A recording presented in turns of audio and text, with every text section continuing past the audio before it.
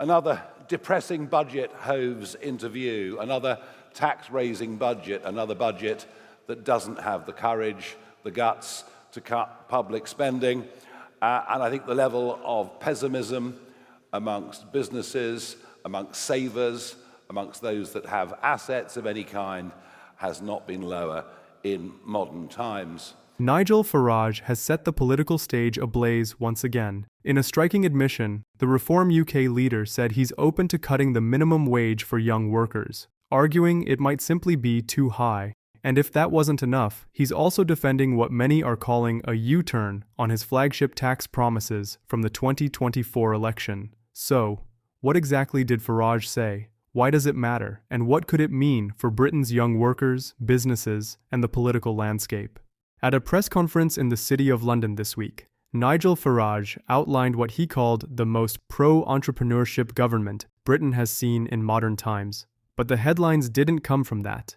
They came from his comments on the minimum wage, and his admission that Reform UK's once bold tax plans are no longer realistic. When asked directly whether he believes the minimum wage is too high, Farage replied, "There's an argument that minimum wage is too high for younger workers, particularly given that we've lowered the level at which employers' national insurance is paid to £5,000 a year." This refers to the recent decision by Chancellor Rachel Reeves to reduce the threshold at which employers begin paying national insurance contributions from £9,100 down to £5,000 per year. Farage argued that this change increases the tax burden on businesses, making it harder for them to hire and grow. His proposed fix? Either raise the national insurance threshold or lower the minimum wage for younger workers. In other words, if the government won't ease the burden on businesses through tax relief, he believes wages at the lower end of the scale might need adjusting instead. The current hourly national minimum wage for apprentices and people under 18 is £7.55 per hour. For 18 to 20-year-olds is £10,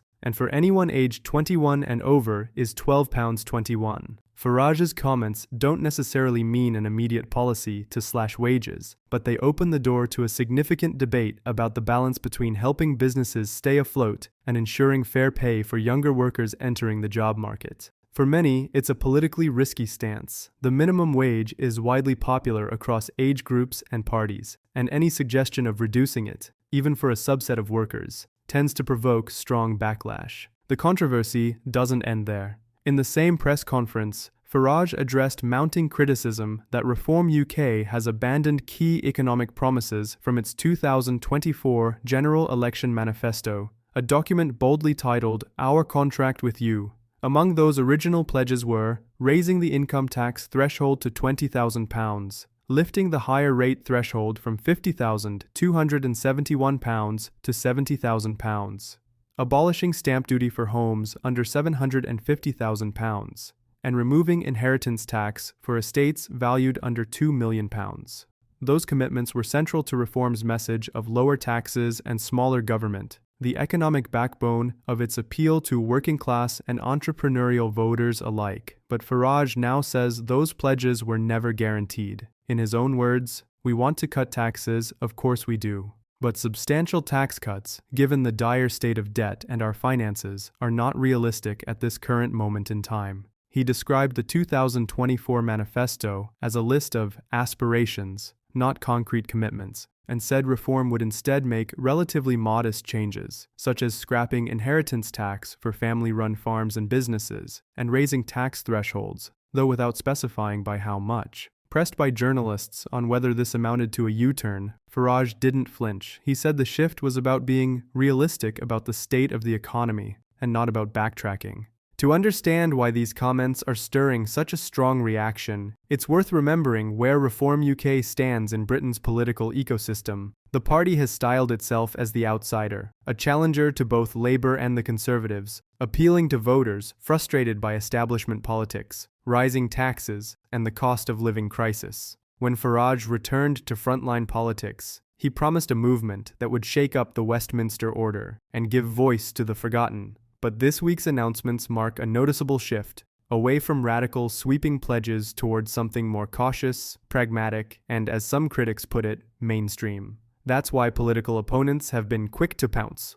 A Labour Party spokesperson accused Farage of reviving damaging austerity, saying his approach would take an axe to public services while handing giveaways to foreign billionaires. They warned that reform's economic stance could slash the NHS, schools, and pensions, while putting jobs and family finances at risk. Meanwhile, the Conservative Shadow Chancellor, Sir Mel Stride, said Farage's speech left the public with far more questions than answers. He argued reform's policies disintegrate after 5 minutes, and that the party cannot be taken seriously on the economy. Stride concluded, "After this rambling, incoherent speech, it is clear reform's economic policy is in chaos. Farage might claim he's not a one-man band, but he can't even tell us who his chancellor would be." Farage, however, rejected the idea that Reform UK is floundering or that it's a personal vanity project. He pushed back against critics who say the party lives and dies by his persona, insisting it's not a one-man band. He pointed to figures like David Bull, Lee Anderson, Richard Tice, Danny Kruger, and Zia Youssef as part of a growing team, and promised further announcements about new recruits in the coming weeks. Still, he declined to name who would serve as chancellor or hold other senior posts in a potential reform government, something critics say underscores the party's lack of depth and preparedness. So, what's really going on here? First, Farage is clearly trying to reposition Reform UK from an insurgent protest movement into a credible, economically literate political force, one that could, in theory, govern. By tempering tax cut promises and flirting with the idea of lowering the minimum wage, he's signaling to business leaders and fiscal conservatives that reform wants to be taken seriously on the economy. But there's a cost. The idea of cutting pay for young people, especially amid a cost of living squeeze, rising rents, and stagnant entry-level wages, risks alienating exactly the working-class voters who have been attracted to reform's populist message. It also opens the door for Labour to paint reform as a party of austerity and inequality, while giving the Conservatives ammunition to question reform's economic competence. In practical terms, it's unlikely that any government, even one led by Farage, would find it politically viable to cut the minimum wage outright. But just floating the idea reframes the conversation. It suggests that reform's focus is shifting toward easing burdens on businesses, rather than expanding protections for workers.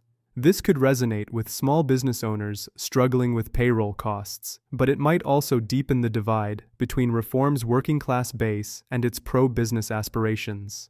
Economically, Britain remains in a fragile position. Public debt has climbed to historic highs, growth remains sluggish, and both Labour and the Conservatives are constrained by the same fiscal reality: limited room for major tax cuts or spending hikes. Farage's new pragmatism acknowledges this, but it also risks blurring the line that once made reform distinct. If Reform UK begins to sound like the parties it was created to oppose, can it still claim to be the voice of radical change? That may be the defining question for Farage in the months ahead.